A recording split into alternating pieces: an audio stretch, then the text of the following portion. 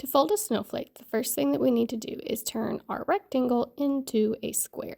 And I do this by taking the short side of my paper over to the long side of my paper. So it's going to move across. I'm going to use my finger to hold one corner, and then I'm going to lift the other corner and move it over to the other side.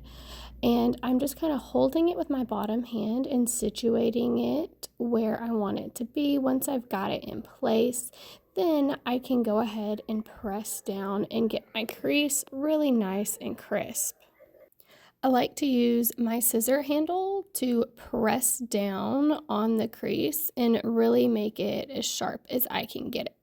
Now this extra bit here, you're just going to take your scissors and trim it off. It doesn't have to be perfect, but do take your time and do your best cutting so that it'll be easier to match up the edges and fold moving forward. So now I have a square like step one asks me to have. And if you look, it wants me to fold it diagonally, that same fold that I already have. So I'm just going to go ahead and fold it back into a big triangle. And then the next fold asks me to fold it again to make a smaller triangle. See, that dotted line tells me where the fold's gonna be. And so I fold it and press down, and then I'm gonna use my scissors again to get a really nice crisp crease on my fold.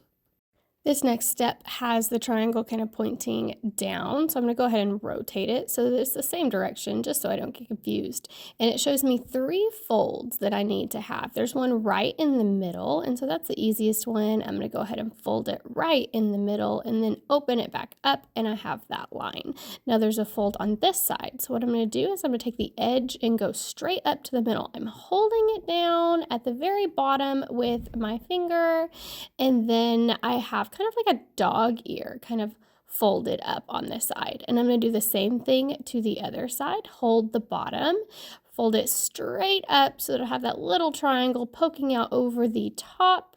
And now I have 3 folds, just like it asked me to do in the step. And when I close it, you'll see that it starts to look like step 4. I'm going to go ahead and flip it over so you can see those flaps.